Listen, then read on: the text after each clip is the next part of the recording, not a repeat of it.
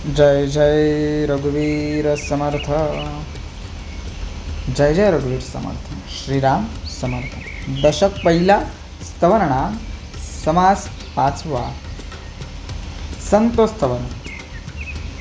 बघा, आत्मज्ञानी असणारा संत हा श्री समर्थांचा आदर्श आणि आत्माचा ही ठाम भूमिका घेऊन प्रत्येक संत जीवन जगत असतो। त्याच्या अनुभवाचे क्षेत्र इतकं आहे की अनंता इतकं विशाल, अहंकारादी वासना निर्मूळ करून अत्यंत समाधानी आपल्या या स्वानंद सम्राटामध्ये लीन होऊन तो राहत असतो।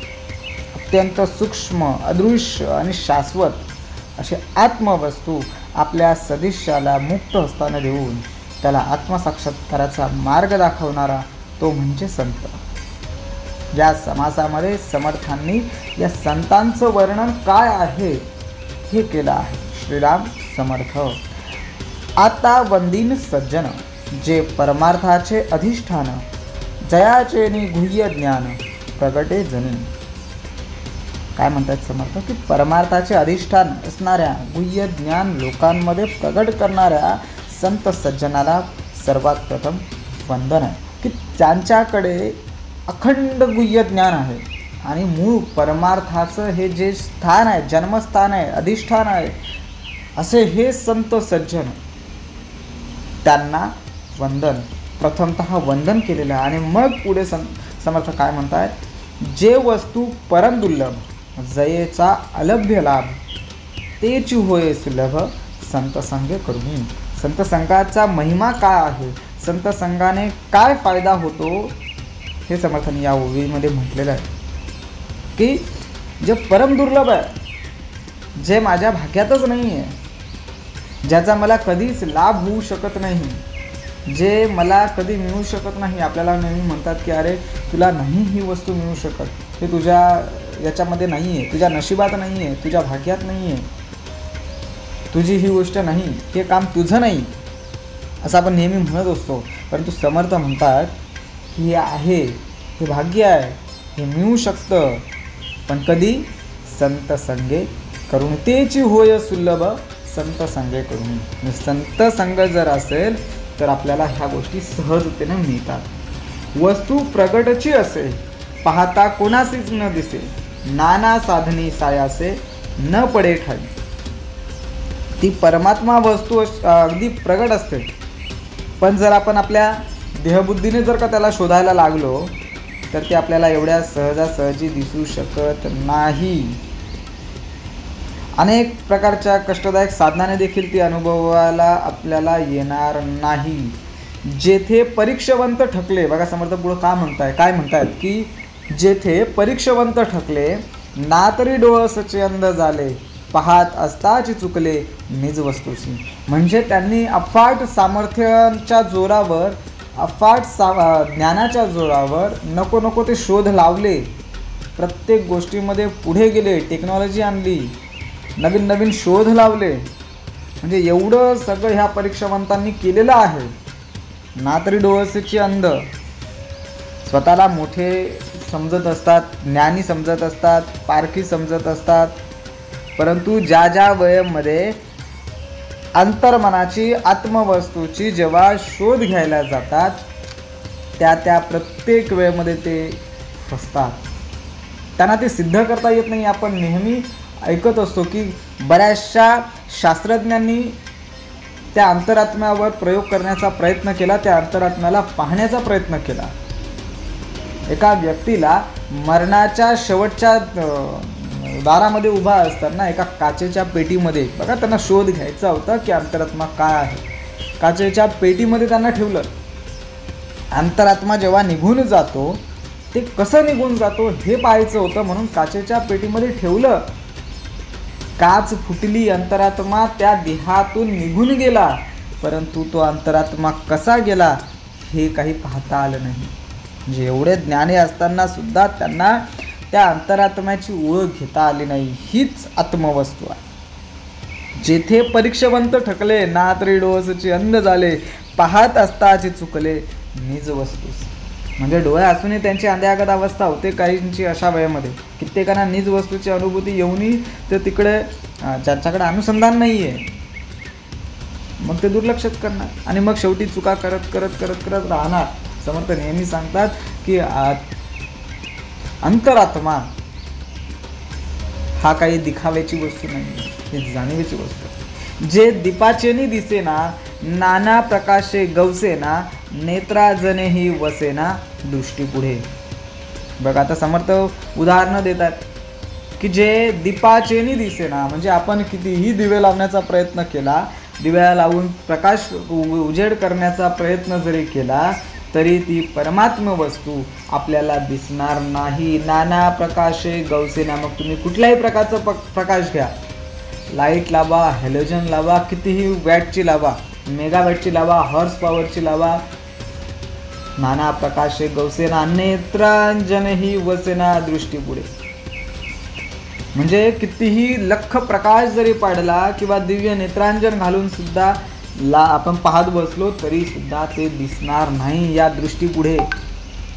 स्वकळी पूर्ण शशी दाखवू शकेना वस्तूसी तीव्र आदित्य काळाराशी तोही दाखविना. आता स्वकळी म्हणजे काय तर पूर्ण ज्याला आपण सूर्याचं चंद्राच्या कळा म्हणतो त्याच प्रकारे त्याचं जे पूर्ण पौर्णिमेच्या वेळेमध्ये जी कला बनते त्या लख प्रकाशामध्ये सुद्धा दाखवू शकेना वस्तूसी दिसू शकत नाही.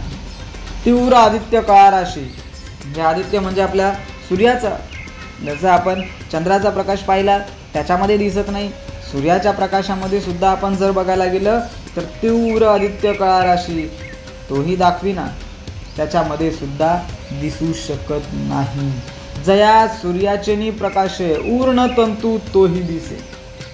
आता आपण पाहतो सूर्यप्रकाशामध्ये जो छोटे अणुरेणूसारखे जे अणुरेणू असतात, नाना सूक्ष्म पदार्थ भासे अणुरेणू रेणादिक म्हणजे अणुरेणू सारखे त्याच्यामध्ये अणु दिसू शकतो, रेणू दिसू शकतो आपल्याला, जे आपण विज्ञानामध्ये पाहिलेलं आहे. अणुरेणू किती सूक्ष्म असतात आणि ते या सूर्यप्रकाशामध्ये दिसतात, परंतु त्या सूर्यप्रकाशामध्ये हा अंतरात्मा, हा परमात्मा, हा परब्रह्म दिसू शकत नाही. बघा आता समर्थ एवढं का सांगतात परमात्मा परमात्मा अंतरात्मा परब्रह्म दिसत नाही, ह्याच्यात दिसत नाही त्याच्यात दिसत नाही का?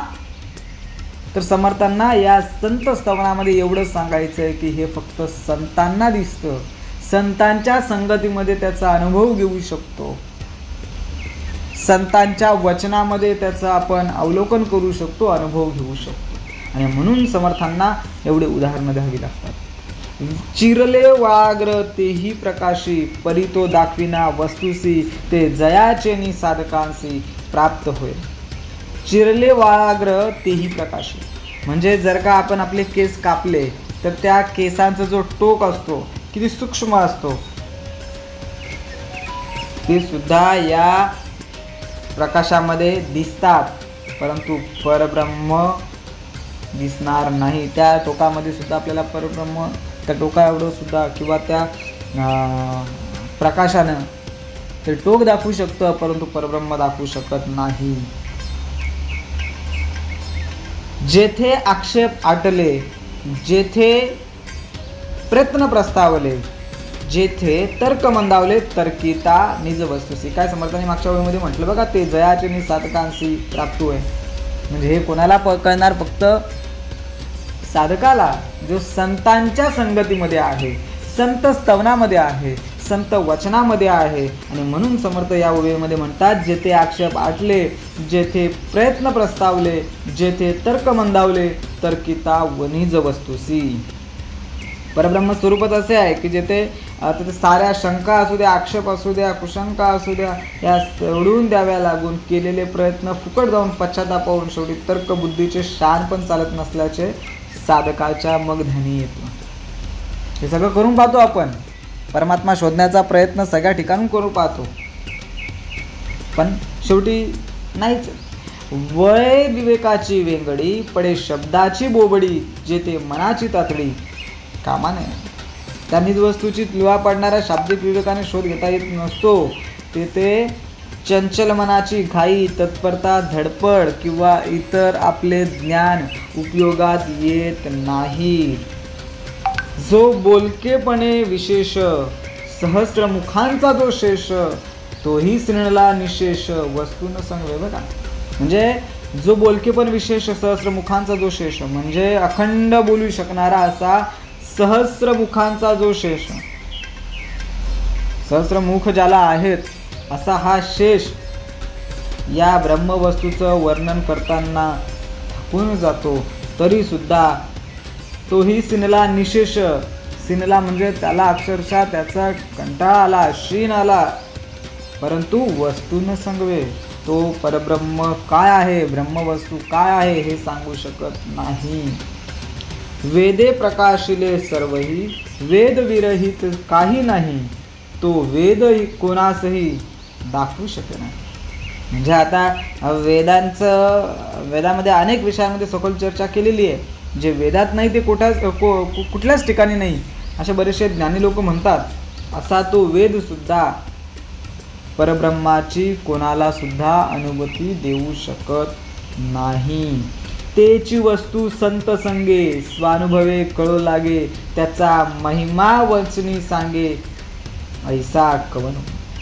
आता काय म्हणतात समर्थ बघा, की तेची वस्तू संत संगे, संत संगामुळे स्वस्वरूपानुभवाने ते कळू लागते, स्वानुभव कळू लागे, त्याचा महिमा वचनी सांगे, ऐसा कवन. त्या अनुभवाचे वर्णन वाणीने सांगता येईल असं सुद्धा कोणी नाही. आहे का असा की संतांचा महिमा काय आहे, काय आहे संतांचा महिमा. हो, त्या जेव्हा राजाच्या घरामध्ये मूल जन्माला आलं, राजाने विचारलं संत संघाचा महिमा काय आहे. त्या वेळेमध्ये विचारलं, त्या सरड्याला विचारलं संतांचा महिमा काय आहे. तात्काळ ते सरडा मरण पावलं. त्यानंतर त्या पोपटाकडे गेला, पोपटाला विचारलं संत संघाचा महिमा काय आहे. पोपट मरण पावलं. मनुष्याला विचारलं संत संघाचा महिमा काय आहे, मरण पावलं. शेवटी राजाला कित्येक वर्षानंतर मूल जन्माला आलं होतं त्या राजाच्या घरामध्ये. त्याला जेव्हा विचारण्याचा योग आला संतांचा महिमा काय, त्या क्षणी जन्माला आलेल्या मुलाच्या तोंडून शब्द निघाले, त्या सरड्याच्या रूपामध्ये मीच होतो, त्या पोपटाच्या रूपामध्ये मीच होतो, त्या वनस्पतीच्या रूपामध्ये मीच होतो. आता कळलं संतांचा महिमा काय आहे. म्हणजे ज्या ज्या वेळेमध्ये माझ्या कानावर संतांचा महिमा काय एवढे शब्द कानावर पडले, त्या क्षणी माझी ती योनी तुटली, म्हणजेच मोक्ष प्राप्ती. दुसरी योनी तुटली, तिसरी योनी तुटली आणि अखंड मला मनुष्य जातीमध्ये या राजाच्या पोटी जन्म घ्यायचा होता. तो जन्म मला घेता येत नव्हता, कारण मी या दुसऱ्या योनींमध्ये अडकलो होतो. आणि या संतांचा महिमा काय हे पाहण्याकरिता माझी योनी तुटणं गरजेचं होतं. राजाच्या पोटी जन्म घेण्यासाठी माझ्या पूर्वजन्मीच्या योनी तुडायच्या होत्या आणि त्या तुटत नव्हत्या. हाच खरा संतांचा महिमा. आणि एवढा महिमा जर वर्णन करायचा असेल तर ते कुठेही होऊ शकत नाही. विचित्र काय मायेची, परी ओळखी न संगवे वस्तूची, माया तिता अनंताची संत सोय सांगती. आता माया काय आहे, मायेची जी लीला आहे ही अगाध आहे. या मायेचे पुढं कोणी जाऊ शकत नाही. ती माया सुद्धा संतांचा त्या परब्रह्मानुभूतीची ओळख सांगू शकत नाही, देऊ शकत नाही. आणि तेच मायातीत अशा त्या परब्रह्माची ओळख देण्याचं काम मात्र हे संत करत असतात. वस्तूसी वर्णिले नवचे, तेची स्वरूप संतांचे, या कारणे वचनाचे कार्य नाही. आत्मस्वरूप संतांचे वर्णन नवचे म्हणजे कोणत्याही प्रकारे शब्दाने करता येत नाही. हेच त्या संतांचे स्वरूप आहे. आता समर्थ संतांचे स्वरूप काय ते सांगतात. उदाहरणं तर दिली. संतांचं स्वरूप काय? संत आनंदाचे स्थळ, संत सुखची केवळ, नाना संतोषाचे मूळ, ते हे संत. काय? संत आनंदाचे स्थळ, संत सुखची केवळ, म्हणजे ज्याला जर आनंद पाहिजे त्यांनी संतांच्या संगतीत जावं. ज्यांना सुख पाहिजे, कारण नुसतं सुखच संतांकडं आहे, त्यांनी संतांच्या संगतीमध्ये जावं. नाना संतोषाचे मूळ, संतोष समाधान हे फक्त संतांकडं आहे, कारण हे सर्व मूळ आहे ते हे ज्यांच्याकडं आहे ते संत. हे कोणाकडं आहे? ते संत. समर्थ म्हणतात की संत कोण? तर जिथे आता आपण नेहमी म्हणत असतो माझ्याकडे सर्व आहे, सर्व ऐश्वर आहे, सर्व साधन संपत्ती आहे, जे पाहिजे जे नको ते सुद्धा माझ्याकडे आहे, परंतु मला समाधान नाही, माझ्याकडे आनंद नाही. मग कुठे मिळेल? जिथे मिळेल ते हे संत. संत विश्रांतीची विश्रांती, संत तृप्तीची निजतृप्ती, ना तरी भक्तीची फळश्रुती, ते हे संत. अशी विश्रांतीची विश्रांती म्हणजेच काय? मोक्ष प्राप्ती, जे मगाशी सांगितलं, जे उदाहरण सांगितलं तीच खरी विश्रांती, तीच खरी तृप्ती, तीच खरी निजतृप्ती, तेच खरं समाधान. आणि असं ज्यांच्याकडं आहे ते हे संत. संत धर्माचे धर्मक्षेत्र, संत स्वरूपाचे सत्पात्र, ना तरी पुण्याची पवित्र पुण्यभूमी. भक्तीची फळश्रुती म्हणजे हे संत. संत हे धर्माचे आश्रयस्थान आहेत, स्वस्वरूपाचे सत्पात्र, पवित्र पुण्यभूमीचे हे स्वस्वरूपाचे सत्पात्र म्हणजेच संत. संत समाधीचे मंदिर, संत विवेकाचे भांडार, ना तरी बोलीचे माहेर साहित्य मुक्तीचे. समाधीचे मंदिर, विवेकाचे भांडार किंवा साहित्य मुक्तीचं माहेर घर म्हणजे खरं संत. आपण म्हणतो ना की माहेर म्हणजे काय? जिथे आपल्याला कुठल्याही प्रकारचं काम नाही, जिथे कुठल्याही प्रकारचं आपल्याला टेन्शन नाही, जिथे कुठल्याही प्रकारचं आपल्याला बोलणं ऐकावं लागत नाही, जिथे कुठल्याही प्रकारचं आपल्याला काम करावं लागत नाही, असं म्हणजेच हे संत. हे संत सदन. संत सत्याचा निश्चयो, संत सार्थकाचा जयो, संत प्राप्तीचा समयो, सिद्ध रूप. मोक्षाश्रिया अलंकृत, ऐसे हे संत श्रीमंत, जीव दरिद्री असंख्यात, नृपती केले. आता मोक्षाचे हे मोक्ष संपत्ती जी आहे हे संत अलंकृत आहे. अनेक जीवांना या मोक्ष संपत्तीचा लाभ देऊन त्यांना आत्मज्ञानाच्या विराटपदी ज्यांनी विराजमान केलं, अत्यंत उदार, जे समर्थपणे उदार, जे का अत्यंत दानशूर, तयाचेनी हा ज्ञान विचार दिदला नवचे. म्हणजे एवढं जे ज्यांनी नृपती केलं, राजा बनवलं, रंकाचा राजा बनवणं साधी गोष्ट नाही. जे दरिद्री होते त्यांना श्रीमंत बनवलं, जे समर्थपणे उदार, अत्यंत उदार, जे का अत्यंत दानशूर संतांनी हे ज्ञानदान दिले नाही असं कधीच होणार नाही. जे त्यांनी ज्ञान संपत्ती दिली नाही असं कधीच होणार नाही. तयाचनी हा ज्ञान विचार दिला नवशे. इतकी संपत्ती त्यांच्याकडे आहे आणि प्रत्येकाला संतांनी समर्थपणे श्रीमंत केलेला आहे, राजा केलेले. एवढे ज्ञानी की जे दानशूर असताना सुद्धा त्यांनी दान जे केले नसेल तेवढं दान या संतांनी केलेलं आहे. महाराजे चक्रवर्ती झाले आहेत, पुढे होती, परंतु कोणी साहित्य मुक्ती देणार नाही. आजपर्यंत आपण ऐकलेले, आपल्याकडे असलेले अनेक दानशूरवर राजे, महाराजे, चक्रवर्ती, सम्राट असे होऊन गेलेले आहेत, पुढे होतीलही. पण या दानशूरांपैकी आज तागायत कोणीही साहित्य मुक्ती दिलेली नाही किंवा देऊ शकत नाही. जे त्रैलोकी नाही दान, ते करीती संत सज्जन, त्या संतांचे महिमान काय म्हणून वर्णावे. तिन्ही लोकांमध्ये जे तिन्ही त्रैलोकी नाही दान, असं दान ते करीती संत सज्जन करत असतात. त्या संतांचं महिमा मग काय म्हणून वर्णन करता येईल का, आणि कोणत्या शब्दामध्ये वर्णन करायचं आपण. म्हणजे त्रैलोक्यामध्ये दान नाही, जे त्रैलोक्याहुनी वेगळे, जे वेद श्रुतीस नाकळे, तैसे जयाचे निवळे परब्रह्मंतरी. म्हणजे त्रैलोक्यापासून सुद्धा वेगळं असणारे, वेदांना सुद्धा त्याचं आकलन न होणारे असं परब्रह्म स्वरूप संत कृपेने साधकाच्या अंतरंगात प्रकट होते. ऐसी संतांची महिमा, बोलीजे तितकी उनी उपमा, जयाचनी मुख्य परमात्मा प्रगट हो. म्हणजे एवढं सगळं ज्ञान या संतांकडे आहे. हा खरा संतांचा महिमा आहे. आणि त्याविषयी जेवढं काही बोलणार, बोलीजे तितके उनी उपमा, ते कमीच आहे. जयाचनी मुख्य परमात्मा, त्या संतांमुळेच खरा मुख्य परमात्मा अंतरंगात आपल्या प्रगट होतो.